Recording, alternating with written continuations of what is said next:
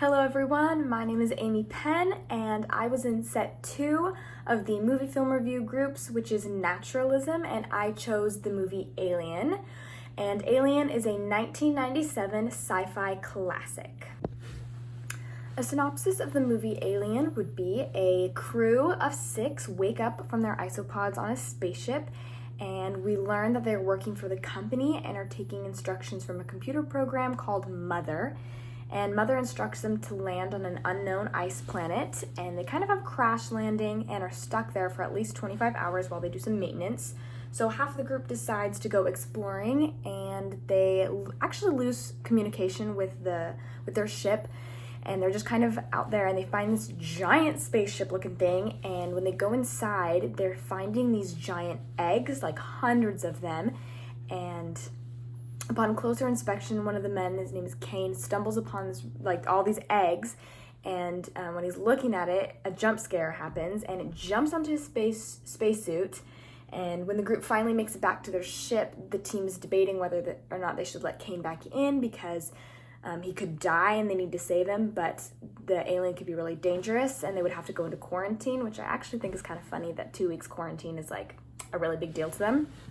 And then the alien has attached itself to Kane's face, and it's impossible to save Kane and get it off, so they're really debating on what to do. The alien also has some acid blood, so it's really, really lethal, and one night it suddenly disappears off of him, and Kane seems to be relatively okay. He doesn't remember much, but then at the dinner table he starts choking and convulsing, and it's pretty graphic, and an alien erupts from his stomach, and once again it disappears onto the ship, and Kane is the first of the group to die. And while the crew is desperately trying to either destroy or capture the alien, they seek Mother's help, and after a few dead ends of the computer, Mother reveals the secret order 937, and it says, ensure the return of the organism for analysis and all other priorities are secondary, crew expendable. So they realize that they were sent with this secret order all along, and they were never really supposed to make it back. The rest of the movie has almost a horror film feel to it, where in a survival of the fittest kind of scenario, the rest of the crew tries to stay alive. The alien is growing at rapid rates, and it doesn't seem to be affected by any of their makeshift weapons. The category that I'm in is naturalism, and obviously we've already gone over naturalism, but just a quick little refresher. Naturalism is the philosophical belief that everything arises from natural properties and causes, and supernatural or spiritual explanations are excluded or discounted. So in this world, the society is kind of built up, as we kind of learn through the movie, that nature is the most important thing, and the whole company wants to figure out what this alien is and study it, and they're not really worried about the people involved. They just want to know about science, and they are gonna create robots and create spaceships to just put all their eggs in one basket of learning about what this alien is. Again, naturalism is just thinking that nothing exists beyond the natural world, and it's essentially the only thing that matters, and there's no spiritual experiences or divine beings or moral righteousness. There's none of that. It's just what is. So going back to the quarantine debate, when they couldn't decide if they wanted to let Kane in, it was really a battle between Ash and Ripley. And so Ash is the medical professional, and he is determined to let Kane and the alien back inside. He wants to save Kane. He's like, let's kill this thing. We just need to make sure that Kane survives.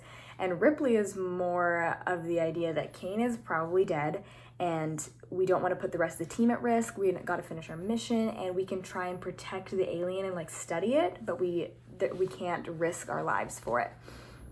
And so she seems kind of heartless, and emotion, she doesn't really have a ton, and there isn't a lot of morality to it. It's more of just science. So she seems more like a naturalist opposed to Ash. But when Kane dies, she is so furious because her friend is now dead, and that is not what she wanted at all. She originally wanted to stick to the science aspect, but now that her friend is dead, she's like, who cares about science? This alien is going to kill all of us, and we're more important than this research. And again, when she finds out about Order 937 and the secret mission to bring back the alien, and who cares about the crew, she's furious. She does not care. She's going to go against these rules. Science and data is not important to her.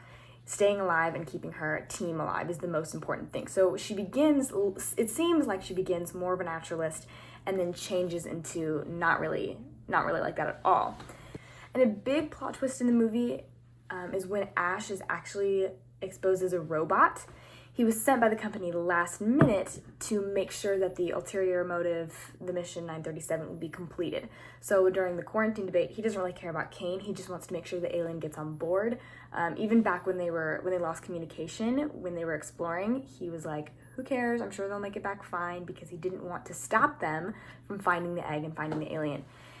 And when Ripley kind of exposes her plan of like, we're gonna kill this thing, he actually tries to kill Ripley because he can't let the team know that they're going to destroy the alien and not care about science. Ash is like, we have to bring it back, we have to. And so he's gonna try and kill Ripley. And the team finds them fighting, they get Ash off, and then he's acting crazy, breaking down. So they end up killing him, knowing he's a robot, so it's not like they're murdering their friend. But the robot is now like falling apart, and I'm gonna show a clip of the crew interrogating the dying robot / Ash. And it's kind of graphic, it's a little grotesque, so I'll explain it in a minute so you're not gonna miss much if you skip it. But if you have a weak stomach, I would advise skipping this clip, and it also has some mild language in it. So just a big warning, most of the clips that would have been any sort of useful information would contain either of these.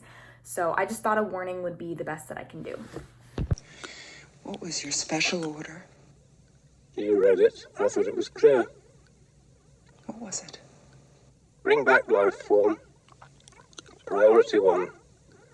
All other priorities rescinded. In a damn company. What about our lives, you son of a bitch? I repeat, all other priorities are rescinded. How do we kill it, Ash? There's gotta be a way of killing it. How? How do we do it? You can't. You still don't understand what you're dealing with, do you? Perfect organism. Its structural perfection is matched only by its hostility. You admire it. I admire its purity.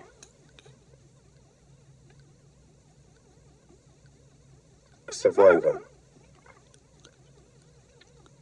Unclouded by conscience, remorse, or delusions of morality. So one of the things that Ash says as he's dying, the team is kind of realizing that Ash really admires this alien. And he says, its structural perfection is only matched by its hostility, and it's not clouded by conscience, remorse, or morality. So he's saying like the alien without conscience, without remorse, without morality is better than humans, and like being held back by those things.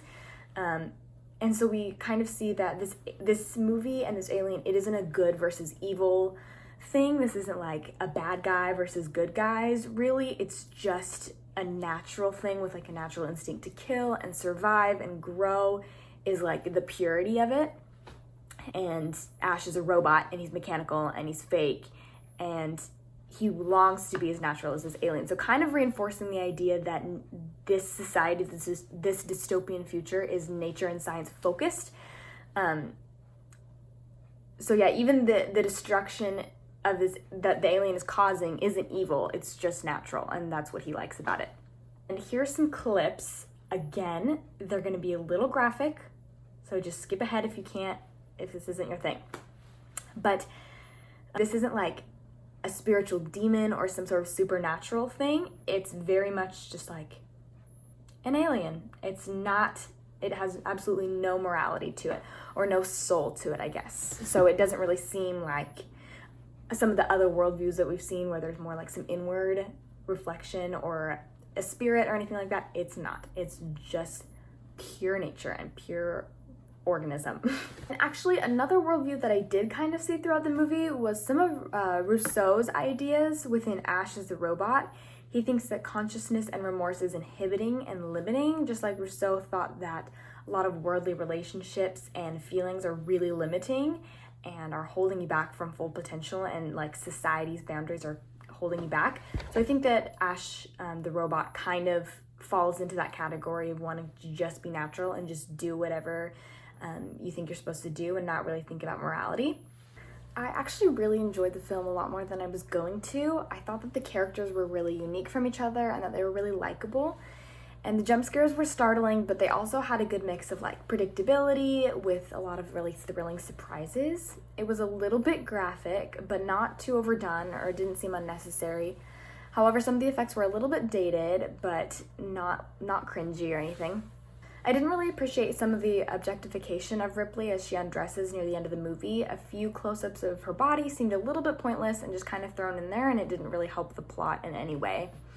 I also noticed a common editing technique where at the beginning of the film, everything is smooth sailing. Before any conflict, everything is brighter. They're in white rooms, the lights are on, it's a lot just brighter overall, but as the film gets more intense and stress is building, everything is darker. The lights are off, the camera's a little bit shakier, people are using flashlights. It adds a lot of mystery and it kind of makes it a little scarier. And then when Ripley's the only crew member left, the alarms are going off, and it's like blaring alarms, kind of a strobe light scene happens, there's a lot of smoke, and it kind of adds like a POV, a point of view situation where it feels like we're in the ship with her, and like sensory overload, and it's really chaotic, but it adds to just the stress of the movie, and it really just helps set the scene. So overall, I thought that the movie was really good. It got me thinking a lot about naturalism and was overall a really enjoyable movie.